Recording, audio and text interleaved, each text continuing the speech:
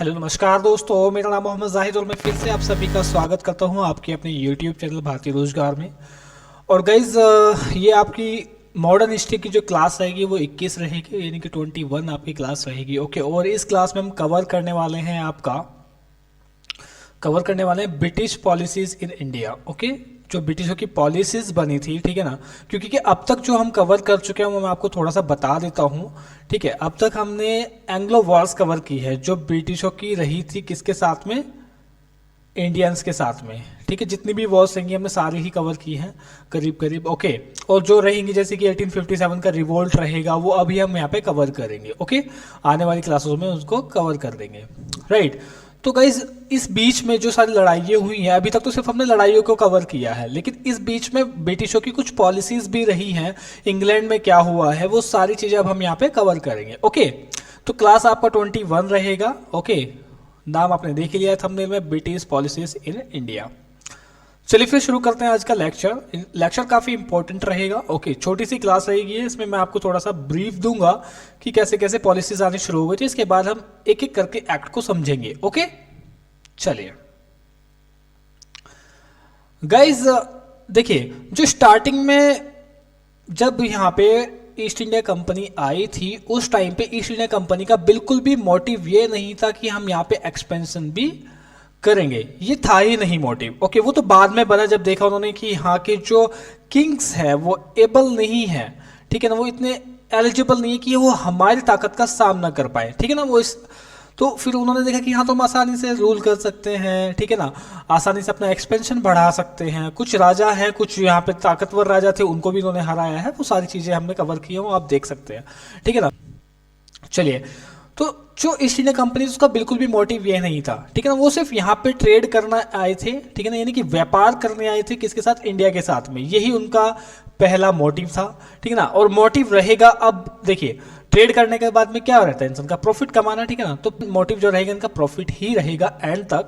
Okay, और ठीक है, अब आफ्टर सम टाइम क्या होता है, सबसे पहला मोटिव तो इनका ट्रेड करना रहता है। जब ये आकर के देखते हैं कि यहाँ के राजा एलिजिबल नहीं है, तो ये क्या करते हैं, फिर एक्सपेंशन करना भी स्टार्ट करते हैं कि राजाओं से लड़कर, ठीक है ना, उनसे अपनी चाल वगैरह खेल कर, ठीक है ना, उनको अपने झांसे में फंसा कर कैसे भी करके उनके, अब उनकी जो टेरिटरीज हैं वो हथियाना इन्होंने शुरू कर दिया था। अब जैसे जैसे इन्होंने टेरिटरीज को जीतना शुरू किया था, उनकी जगहों को एक्वायर करना शुरू किया था, फिर ये यहाँ के पॉलिटिकल मैटर्स में भी घुसना शुरू हो गए थे। ठीक है ना, जगह जीती, फिर वहाँ के जो राजा थे, ठीक है ना, उनसे उनके पॉलिटिकल मैटर्स ले लिए और फिर खुद वहाँ अच्छी तरीके से रूल करते थे। मतलब कि पपेट रोलर बिठाते थे, उन्हीं में से किसी को चूज करके जो बिल्कुल डम्ब होता था, ठीक है ना, उसको बिठा देते थे वहाँ पे। ओके, आपस में लड़ा करके उसको बिठा दिया कुछ टाइम के लिए। सारी पावर क्या रखते थे? अपने हाथों में रखते थे। जो पावर्स रहती थी गाइस वो अपने हाथ में रखते थे ब्रिटिशर्स। ओके, देखिए, मेन जो मोटिव है वो प्रॉफिट ही है। अभी वो क्या कर रहे थे? पहले ट्रेड करके प्रॉफिट कमा रहे थे, अब वो यहाँ पे एक्सपेंशन करके प्रॉफिट कमा रहे हैं। फिर अब यहाँ पे वो वसूली भी करना स्टार्ट कर देंगे, पॉलिटिकल मैटर्स भी ले लिए। ओके, अब क्या कर रहे हैं? फाइनली वे एक्सपेंशन भी कर रहे हैं, पॉलिटिकल मैटर्स में घुस भी रहे हैं और यहाँ पे प्रॉफिट भी अपना कमा रहे हैं, यानी कि धीरे धीरे चीजें बढ़ रही हैं। ओके, चलिए, ये चीज आपको समझ में आई होगी। हाँ, तो गाइस देखिए, अभी तक ब्रिटिश गवर्नमेंट को ब्रिटिश ईस्ट इंडिया के काम से कोई लेना देना नहीं था। वो जो भी काम कर रहे थे, जैसे भी कर रहे थे, वो उनका मैटर था। उनको तो सिर्फ कुछ परसेंटेज मिल जा रहा था। किस लिए? जो भी काम करते थे ब्रिटिश ईस्ट इंडिया कंपनी, जो भी यहाँ पे ट्रेड वगैरह करती थी, उसको वो दिखाते थे कि हमने इतना काम किया है और इसका परसेंटेज ये रहा, आपका हिस्सा आप इसको रखिएगा। ओके, ये चल रहा था। राइट, ये टाइम पीरियड क्या था कि 1757 से लेकर के 1772 तक ब्रिटिश गवर्नमेंट का ब्रिटिश ईस्ट इंडिया कंपनी के काम में कोई इंटरवेंशन नहीं था। ओके, आगे चलते हैं, अभी देखेंगे कुछ होगा या नहीं होगा। अब 1772 में एक काम हुआ, किसने? वारेन हेस्टिंग्स ने क्या काम किया कि बंगाल से अबॉलिश कर दिया ड्यूल गवर्नमेंट सिस्टम को। अब ड्यूल गवर्नमेंट सिस्टम क्या था? जैसे कि देखिए, सपोज दैट कि ये जगह है कोई, इस जगह को किसने, ब्रिटिशों ने जीत लिया और जीतने के बाद में यहीं का एक राजा इस पे एज ए पपेट रूलर बिठा दिया। ओके, सारी पावर्स खुद के हाथ में रखी, यानी कि ब्रिटिश ईस्ट इंडिया कंपनी के हाथ में रखी, सारी पावर्स जो है वो अपने हाथ में रखी, रूल ये कर रहा है, सारे काम ये कर रहा है। वैसे जो भी अभी मैटर्स देख रहा है, मतलब जितना भी यहाँ काम करना है पूरी टेरिटरी में वो करता था राजा, लेकिन करवाता था कौन, ब्रिटिश ईस्ट इंडिया कंपनी, ठीक है ना। तो पावर इनके हाथ में, तो ये ड्यूल गवर्नमेंट सिस्टम चल रहा था, यानी कि मेन पावर इनके हाथ में है और काम दिखाने के लिए कौन है यहाँ पे, पपेट रूलर। ओके, ये पपेट रूलर है यहाँ पे। जैसे कि आज के अगर आप बात करोगे इंडिया में गवर्नमेंट की, ठीक है, तो यहाँ पे मेन जो काम करता है वो कौन काम करता है, पीएम काम करते हैं। दिखाने के लिए कौन रहता है यहाँ पे, राष्ट्रपति रहते हैं। यहाँ भी इस तरीके से वहां भी ये काम करते थे। ओके,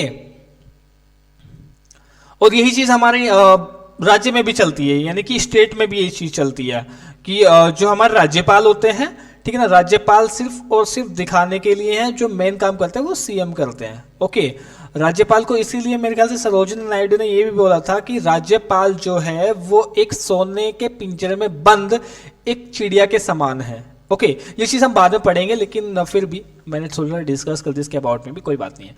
ओके, तो 1772 में वारेन हेस्टिंग ने अबॉलिश कर दिया system of dual government in Bengal से, यानी कि बंगाल से ये ड्यूल गवर्नमेंट सिस्टम हटा दिया और डायरेक्टली जो कंट्रोल था वो अपने हाथों में ले लिया कि अब ना बीच में ये जो पपेट रूलर हम बिठाते थे अब ये नहीं बिठाएंगे, अब हम डायरेक्टली कंट्रोल करेंगे। ओके, इसका क्या इंपैक्ट आया वो अभी मैं आपको बताऊंगा, लेकिन ये जो ड्यूल गवर्नमेंट सिस्टम है किसने बनाया था, ये याद रखने वाली बात है, ये बनाया था आपके रॉबर्ट क्लाइव ने। ओके, अंकल जो क्लाइव थे ना, जो सबसे ज्यादा दिमागदार थे, उन्होंने बनाया था ये। ओके, चलिए फिर आगे बढ़ते हैं।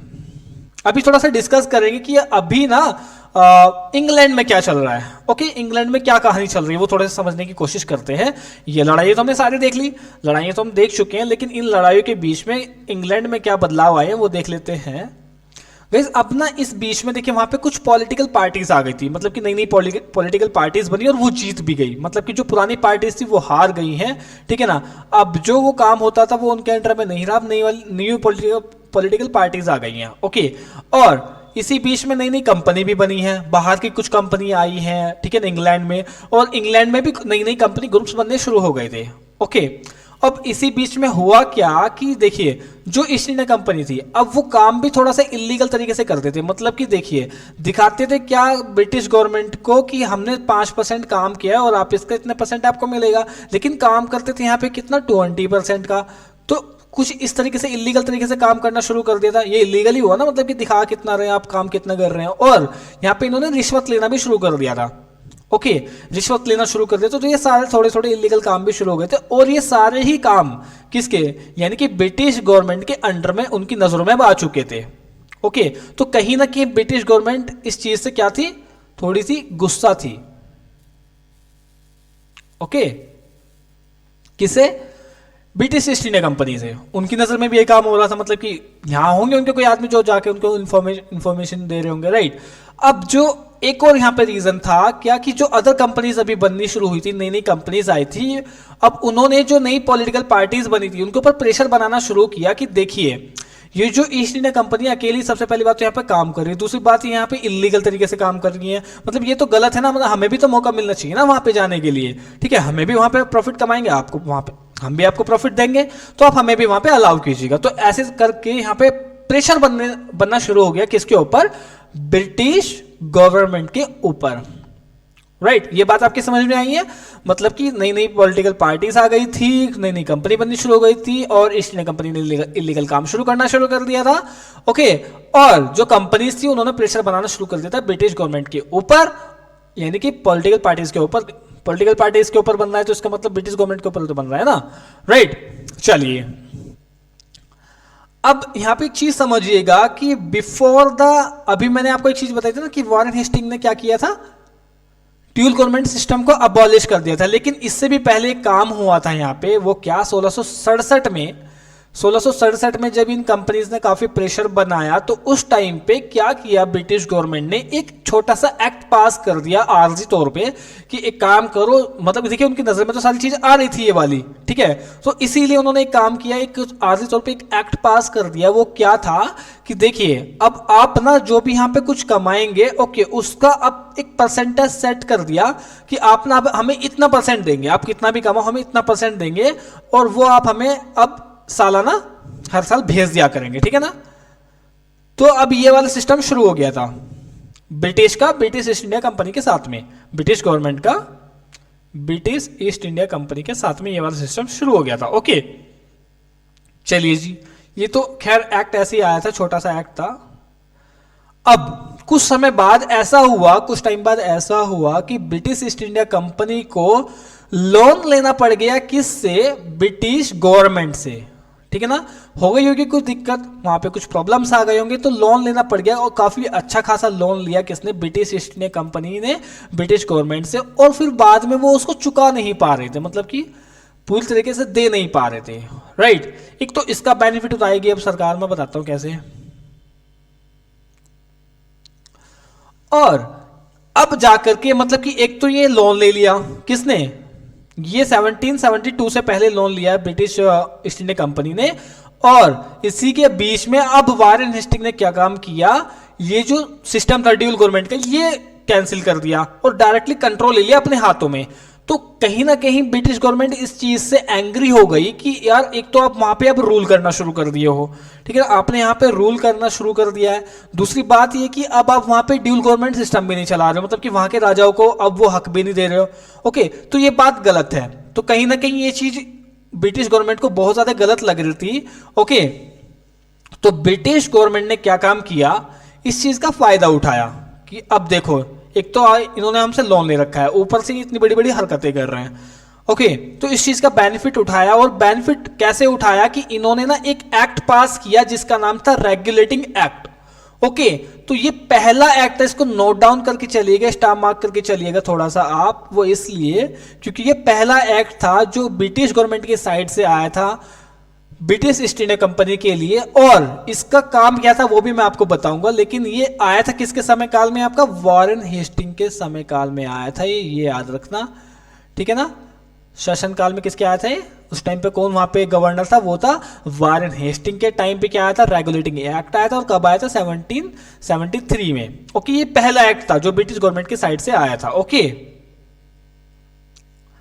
अब ये जो एक्ट आएंगे, देखिए अभी बहुत सारे एक्ट आएंगे, मैंने नीचे लिखे भी हैं, ठीक है ना, ये बहुत सारे एक्ट आएंगे। इन एक्ट का मतलब ये होगा कि ये अब टाइम टाइम पर ब्रिटिश गवर्नमेंट भेजती रहेगी, और इन एक्ट के आने पर जो ईस्ट इंडिया कंपनी की पावर्स है वो डिक्रीज होती चली जाएगी, और ब्रिटिश गवर्नमेंट की पावर यहां पर इंक्रीज होती चली जाएगी, यानी कि बढ़ती चली जाएगी। ओके, तो ये इनकी पावर बढ़ेगी और ईस्ट इंडिया कंपनी की पावर घटेगी, यानी कि ये इसको कंट्रोल करना शुरू कर देंगे, कौन? British government. ओके, तो पहला एक्ट आ चुका है यहाँ पे, रेगुलेटिंग एक्ट, पूरा पढ़ाऊंगा।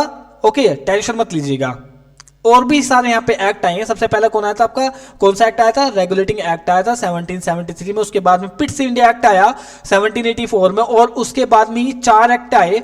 ओके, चार्टर एक्ट पहला आया था कब? 1793 में, फिर 1813 में, फिर 1833 में, और फिर आपका 1853 में। यहां आप देख सकते हैं कि हर एक एक्ट के बीच में 20 साल का अंतर आ रहा है, 20 ईयर्स का। ओके, बेसिकली इन चार्टर एक्ट का मतलब ये होता था कि ये कंपनी का टाइम सीमा इन्होंने सीमित कर दी थी, लिमिटेड कर दी थी यार टाइम इनका, कि जो कंपनी थी वो सिर्फ यहाँ पे 20 साल के लिए काम करेंगे, और 20 साल पूरे होने ये चार्टर एक्ट इसलिए साइन होते थे। और हर चार्टर एक्ट में कुछ ना कुछ ऐसी चीजें होंगी जो ब्रिटिश ईस्ट इंडिया कंपनी की पावर को कम करेगी। ओके, तो ये 4 एक्ट ये आए थे, और रेगुलेटिंग एक्ट सबसे पहले आया था, उसके बाद में आया था पिट्स इंडिया एक्ट, और फिर बाद में 4 एक्ट आए थे। ओके, तो इसका मतलब ये था। तो अभी के लिए ये आप यहां तक समझ करके चलिएगा कि अब एक्ट्स आने शुरू हो गए थे, और यहां तक के एक्ट आ चुके थे, लेकिन अभी मैं आपको 1 बाय 1 करके सारे एक्ट बताऊंगा। ओके, और वो हम आपका सेपरेट लेक्चर रखेंगे अलग से। आई होप कि आपको यहां तक समझ में आ गया होगा कि कैसे कैसे अब इनकी पॉलिसीज चलने लग गई थी, आपको पॉलिसीज समझ में आने लगेगी इनकी। Okay, right. तो गाइज अगर आपको यहां तक का ये छोटा सा सेशन आपको अच्छा लगा है, तो प्लीज गाइज हमारे चैनल को ना गाइज सब्सक्राइब जरूर कीजिएगा। ओके, सब्सक्राइब कीजिएगा चैनल को, ठीक है। वीडियो को लाइक कर दीजिएगा गाइज, लाइक बहुत ज़रूरी है आपके। ओके, और अगर आपको हमारे लेक्चर में कुछ कमी भी लगती है तो आप प्लीज़ उसको कमेंट के माध्यम से हमें बताइएगा। ओके, कमेंट ज़रूर कीजिएगा, क्योंकि कमेंट से हमें हमारी कमियां पता लगती हैं, और अगर हम कुछ अच्छा कर रहे हैं तो आप प्लीज़ उसको भी यहाँ पे थोड़ा सा अप्रिशिएट कीजिएगा। ओके, तो उससे हमें मोटिवेशन मिलता है। तो सब्सक्राइब, लाइक और कमेंट, और अगर आपको क्लासेस अच्छी लगती हैं तो प्लीज़ उसको गाइज शेयर भी कर दीजिएगा। ओके, और जैसे आप हमारे साथ में बने हुए हैं, प्लीज़ ऐसे ही बने रहिएगा। Well, thank you so much for watching this video. Okay, and thank you so much for being with us as previous. Thank you so much. Always smile कीजिएगा और हंसते हुए अपनी क्लासेस को लीजिएगा। Right, bye bye.